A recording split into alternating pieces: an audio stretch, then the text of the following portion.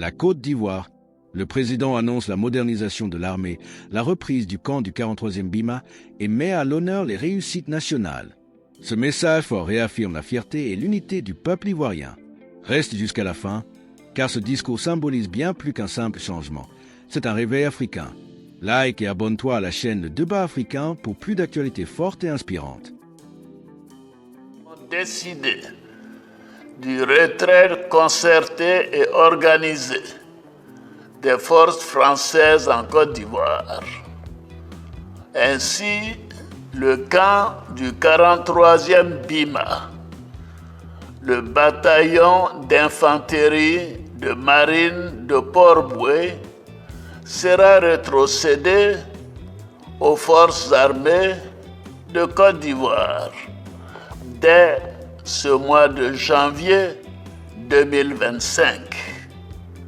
Pour marquer cette nouvelle étape de la vie de notre armée, j'ai décidé de baptiser ce camp du nom du général Ouattara Thomas Dakin, militaire au parcours exceptionnel et tout premier chef d'état-major de l'armée ivoirienne. Mes chers compatriotes, l'année 2024 a été marquée par la parfaite organisation de la 34e édition de la Coupe d'Afrique des Nations de football par notre pays. Je tiens à renouveler la reconnaissance de toute la nation à nos éléphants champions d'Afrique pour la 3e fois. Au plan diplomatique, notre pays continue de rayonner à l'international. Depuis le 4 décembre 2024, le savoir-faire lié à la fabrication de notre attiéké est inscrit sur la liste du patrimoine culturel immatériel de l'UNESCO. Cette reconnaissance internationale fait notre fierté. Je me réjouis également d'avoir été choisi par l'UNESCO en qualité de protecteur du prix Félix Houphouët-Boigny pour la recherche de la paix. Je continuerai d'œuvrer pour le rayonnement de ce prix, ainsi que pour la promotion des valeurs de paix que nous a léguées notre père fondateur, le président Félix Houphouët-Boigny. Par ailleurs, notre compatriote Zénab Bansé vient de battre le record Guinness du plus long marathon de cuisine, une première en Afrique francophone. Je tiens à la féliciter pour son courage et sa persévérance. Chers frères, chères sœurs, l'année 2024 a également vu la poursuite de nos investissements dans les domaines portuaires, routiers, énergétiques et des télécommunications. Nous continuerons sur cette lancée avec la réhabilitation et l'extension de l'aéroport international Félix Houphouët-Boigny pour donner à notre pays un aéroport à la hauteur de ses ambitions économiques et touristiques.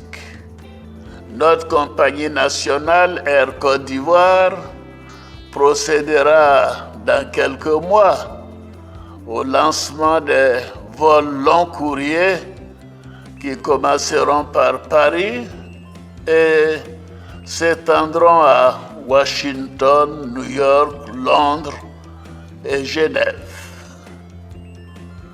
Mes chers compatriotes, l'une de nos grandes ambitions est de faire de chaque citoyen, quelle que soit son origine et sa condition sociale, un acteur de développement qui contribue par son travail à la création de richesses. En matière d'éducation, nos enfants sont chaque année plus nombreux à terminer le cycle primaire et le cycle secondaire. Et cela avec une quasi-parité filles-garçons. Le nombre de collèges et de lycées publics a triplé. Nous sommes ainsi passés de 294 en 2011 à un total de 902 en 2024. En 2025, ce sont 15 lycées de jeunes filles et une centaine de collèges de proximité qui seront construits pour renforcer nos acquis en matière d'éducation. Au niveau de l'enseignement supérieur et de la recherche scientifique, l'achèvement de la première phase des universités de San Pedro et de Bandoukou. Pensez-vous que la Côte d'Ivoire peut désormais assurer seule sa sécurité?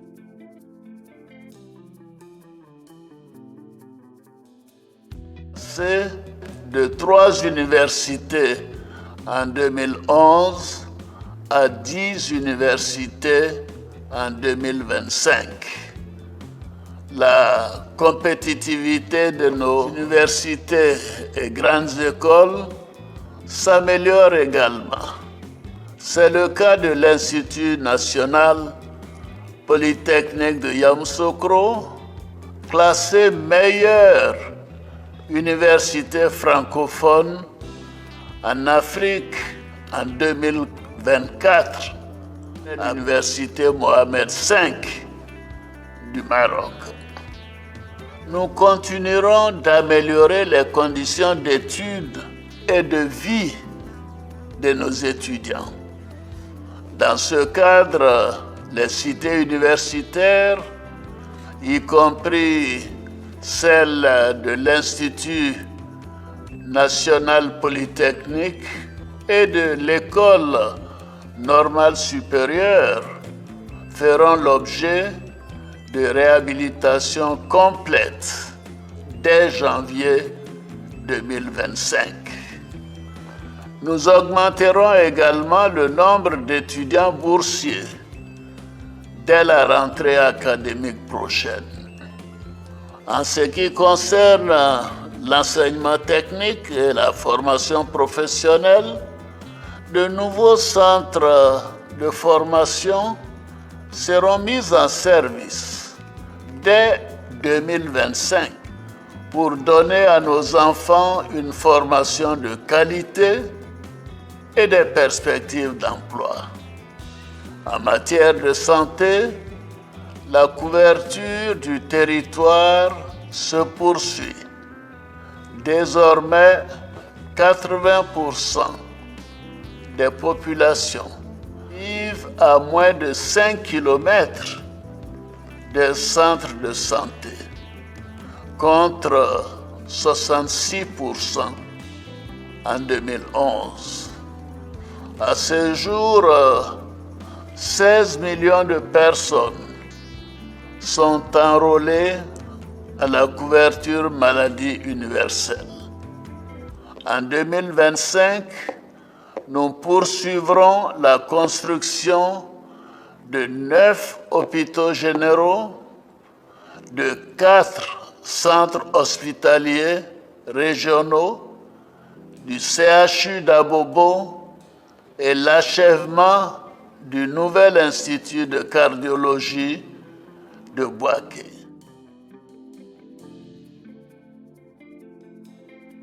Ce discours marque une étape importante dans l'histoire de la Côte d'Ivoire. Que pensez-vous de cette décision de rapatrier les forces françaises et de renforcer la souveraineté nationale?